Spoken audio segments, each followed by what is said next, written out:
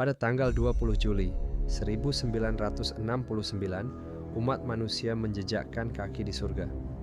Misi Apollo 11, puncak dari ambisi satu dekade, buah dari kerja keras 400.000 orang, dan simbol kemenangan dalam perang ideologi, berhasil mencapai tujuannya. Neil Armstrong dan Buzz Aldrin berjalan di atas permukaan bulan, sebuah lanskap asing yang mereka deskripsikan sebagai Magnificent Desolation, sebuah kehampaan yang agung. Mereka telah tiba di garis finish termegah dalam sejarah peradaban. Mereka telah menaklukkan mimpi yang mustahil. Namun, sebuah fenomena psikologis yang aneh mulai menghantui para pahlawan ini sekembalinya mereka ke bumi. Buzz Aldrin, manusia kedua yang berjalan di bulan, jatuh ke dalam depresi dan alkoholisme. Banyak astronaut Apollo lainnya melaporkan perasaan hampa, desorientasi, dan kesulitan menemukan tujuan setelah misi mereka selesai. Mereka telah mencapai puncak tertinggi, dan setelah itu, tidak ada lagi puncak untuk didaki. Garis finish telah dilewati, namun kebahagiaan yang dijanjikan ternyata fana. Kisah mereka memaksa kita untuk bertanya, jika mencapai mimpi termegah, sekalipun tidak menjamin kebahagiaan abadi, mungkinkah selama ini kita telah salah memahami hakikat dari mimpi itu sendiri? Mungkinkah kita terlalu terobsesi dengan tujuan, hingga kita lupa nilai sesungguhnya dari sebuah perjalanan?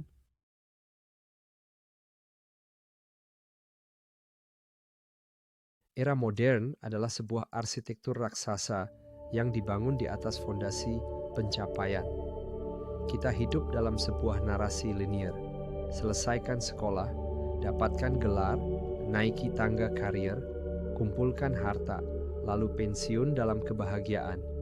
Setiap tahap adalah sebuah checkpoint, sebuah garis finish mini.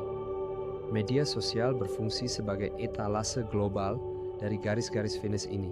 Sebuah galeri tanpa akhir dari kesuksesan orang lain yang secara sadar atau tidak menjadi tolok ukur bagi hidup kita. Fenomena ini dikenal dalam psikologi sebagai the arrival fallacy, keyakinan keliru bahwa ketika kita tiba di sebuah tujuan yang kita dambakan, kita akan meraih kebahagiaan yang permanen. Namun, penelitian oleh psikolog seperti Tal Ben-Shahar menunjukkan bahwa lonjakan kebahagiaan setelah sebuah pencapaian besar seringkali bersifat sementara. Euforia kemenangan lotre, mendapatkan promosi, atau bahkan memenangkan medali emas Olimpiade mereda jauh lebih cepat dari yang kita bayangkan. Akar dari obsesi ini mungkin lebih dalam dari sekadar budaya digital. Sejarawan Yuval Noah Harari berargumen bahwa narasi kemajuan, sebuah ide yang relatif baru dalam sejarah manusia, telah menanamkan keyakinan bahwa masa depan harus selalu lebih baik dari masa lalu. Kita menjadi makhluk yang terus-menerus mengejar cakrawala, tanpa menyadari bahwa cakrawala secara definisi adalah garis yang tidak akan pernah bisa kita capai. Kita mengejar fata morgana kebahagiaan, dan dalam prosesnya, kita merasa kering dan kehausan.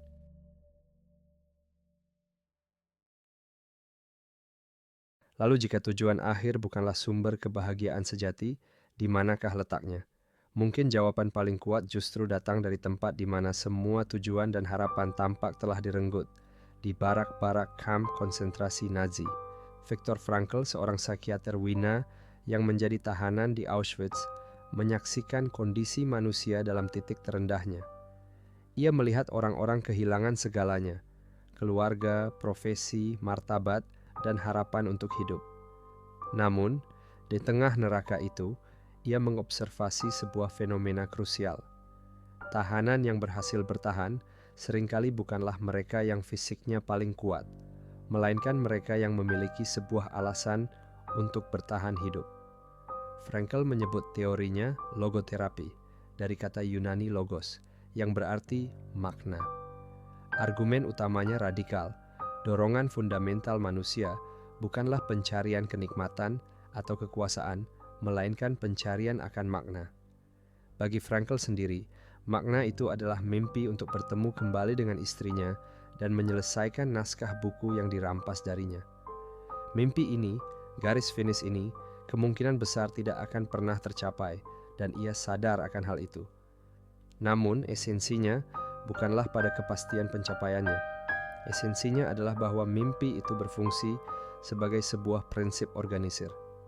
Ia adalah kompas yang memberinya arah di tengah kekacauan, sebuah jangkar spiritual yang membuatnya mampu menanggung penderitaan yang tak terbayangkan dari hari ke hari. Mimpi itu memberinya alasan untuk bangun, alasan untuk menukar remah roti terakhirnya demi informasi, alasan untuk tetap menjadi manusia di tengah kondisi yang tidak manusiawi.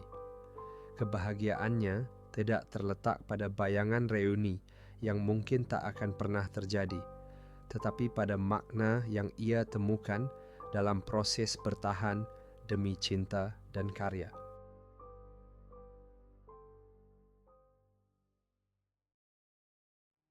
Kisah Frankl dan para astronot Apollo mengajarkan kita sebuah implikasi yang mendalam.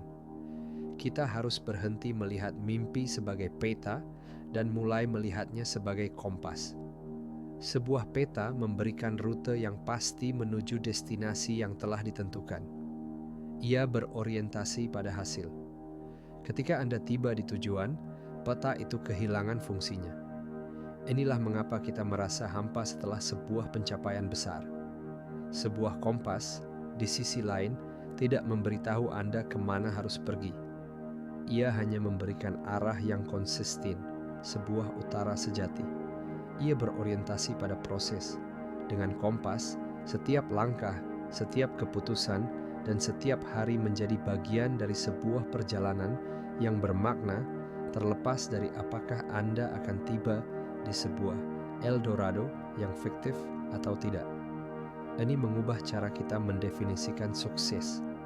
Sukses bukanlah sebuah peristiwa tunggal di garis finish, melainkan kualitas dari perjalanan itu sendiri. Ini adalah pergeseran dari aktivitas yang telek, yang memiliki titik akhir yang jelas, seperti memenangkan sebuah pertandingan, menuju aktivitas yang atelek, yang nilainya terletak pada proses melakukannya, seperti berjalan-jalan atau belajar demi pengetahuan itu sendiri.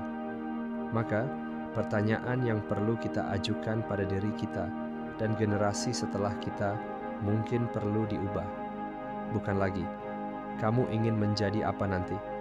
Titik akhir yang status. Melainkan, perjalanan seperti apa yang ingin kamu jalani? Sebuah pertanyaan yang merayakan proses yang dinamis dan tak berkesudahan. Manusia adalah makhluk yang membutuhkan transendensi. Kita butuh sebuah bulan untuk dikejar, sebuah cakrawala untuk dituju. Tanpanya, kita tenggelam dalam kekosongan eksistensial. Paradoksnya adalah kita membutuhkan tujuan yang mungkin tidak akan pernah memberikan kepuasan abadi saat dicapai. Karena justru dalam proses pengejaran yang tulus, itulah kita menemukan diri kita yang paling hidup. Mimpi bukanlah janji tentang surga di garis finish. Ia adalah mesin yang mendorong kita untuk berlayar melewati lautan ketidakpastian.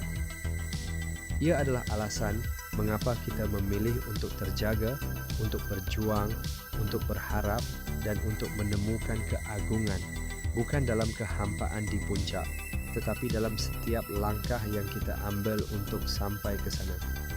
Maka, pertanyaan yang mungkin lebih berharga bukanlah apa mimpimu, melainkan mimpi apa yang layak memberimu alasan untuk terjaga esok pagi.